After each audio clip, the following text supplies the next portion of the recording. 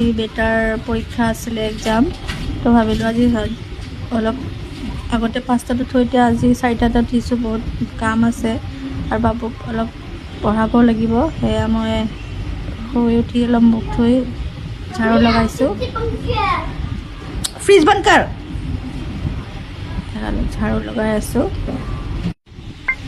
ঝাৰু লগা হ'লে আৰু মই ঘৰটো মুচি আছোঁ। আজি সোমবাৰ হয়, চাকি দিব লাগিব। চাকি তাকি দি গা ঝাৰু লগাই গা ধুম। গা আৰু ঘৰ চৰ মোচা হ'ল আৰু গা পা ধুই আহি মই চাকি দিলোঁ।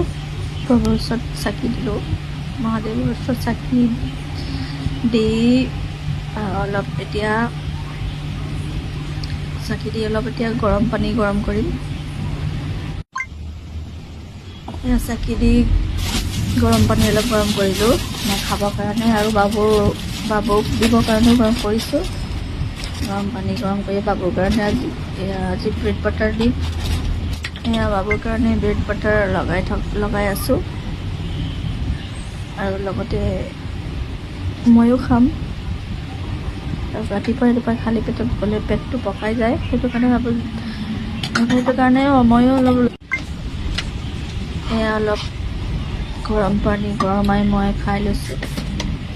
মই ৰাতিপুৱাই গা পা ধুই গৰম পানী অলপ খাই অলপ লাল চাহ, তাৰপাছত এয়া বাবু ব্ৰেকফাষ্টত ব্ৰেড বাটাৰ দিলোঁ, কাজু দিছোঁ, 3টা কাজু দিছোঁ, লগতে মই এটা খাই ল'লোঁ। কাজু খোৱাটো ভাল, বেছি নহয় অলপ। তাৰপাছত এয়া লাল চাহ অলপ বাকি লৈছোঁ খাবৰ কাৰণে।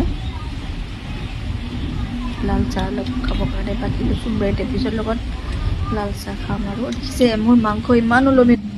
চাহ তাহ খোৱা হ'ল। তাৰপিছত বাবুৰ বেগটো ৰেডি কৰিলোঁ। এয়া Hindi copy, book, diary, water bottle, tiffin box, geometry box চব ভৰাই দিলোঁ।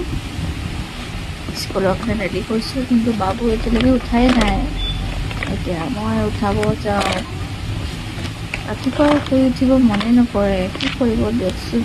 ইমান জল্দি উঠা সৰুৰ পৰা অভ্যাস নাই, উপায় নাই আৰু মই নিজৰ কামখিনি কৰি গৈ আছোঁ।